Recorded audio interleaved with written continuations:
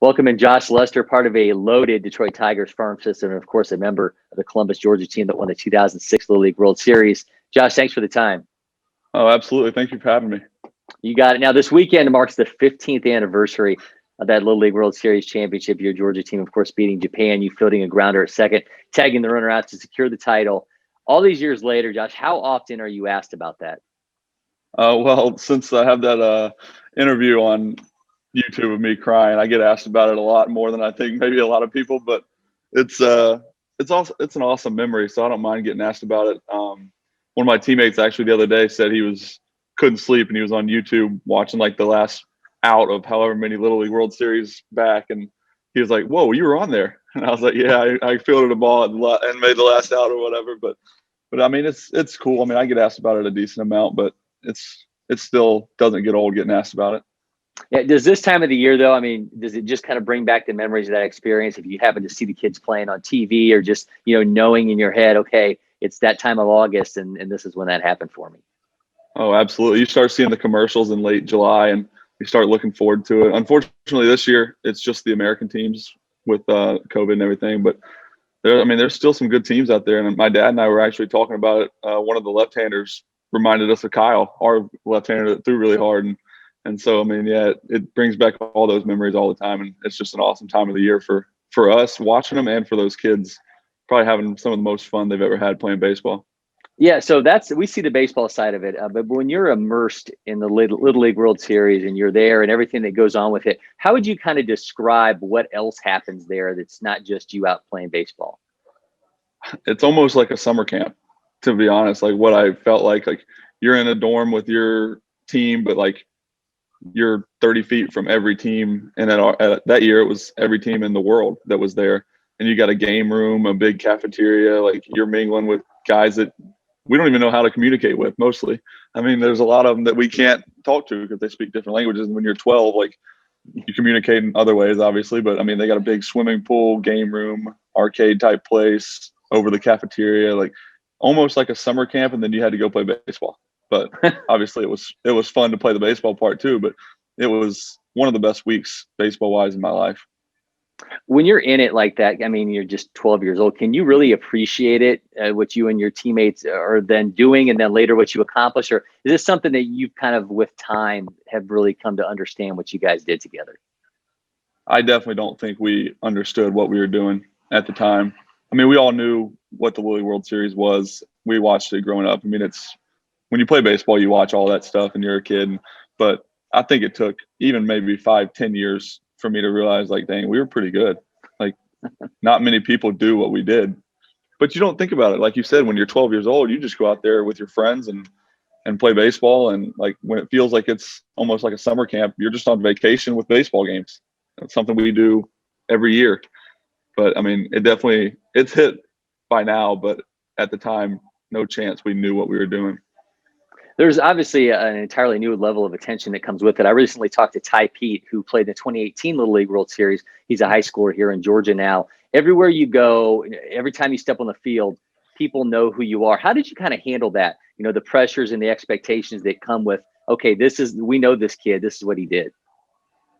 I think it helped a lot with like going into high school. We had probably 5 or 6 of the guys from the team still on the same baseball team, and we were all a really tight knit group of friends. And so I think that always helps when you're just kind of with the guys. It's almost you don't think about it, and people ask you about it, but you just kind of shrug it off. We were with guys that were in the same situation, and so it's just kind of fun to talk about. And I didn't really feel like there was any extra expectations because people knew who I was. I also wasn't the star. So you could ask Kyle and JT and a couple of those guys that when we were 12 years old, they were better than everybody else on the field. And more people probably knew who they were. But at the end of the day, I still don't think there was too much extra expectations with people knowing who we were as a group. Your dad, Jimmy, a scout with the Pirates, has been a major league scout for more than 25 years. I mean, that had to help your dad able to keep you grounded, knowing, understanding all that goes into finding success on the field.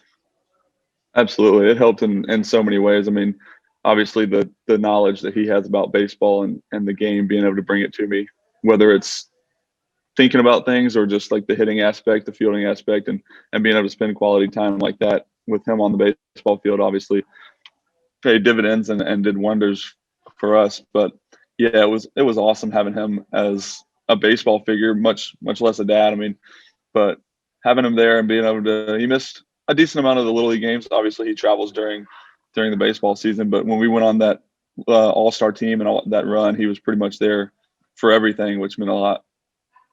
You're one of 3 active players from that Little League World Series, along with Scott Kingery from the Phillies, Jace Fry from the White Sox. They're currently 13 Little League World Series alumni in from overall in baseball. That includes another Tiger and Jonathan Scope. He played for the Curacao team in 04. I know you were both in camp together last year. Did you ever think about using that as an icebreaker? Not only did you both play in the Little League World Series, but you both won it. I actually did not know he was in it or won it.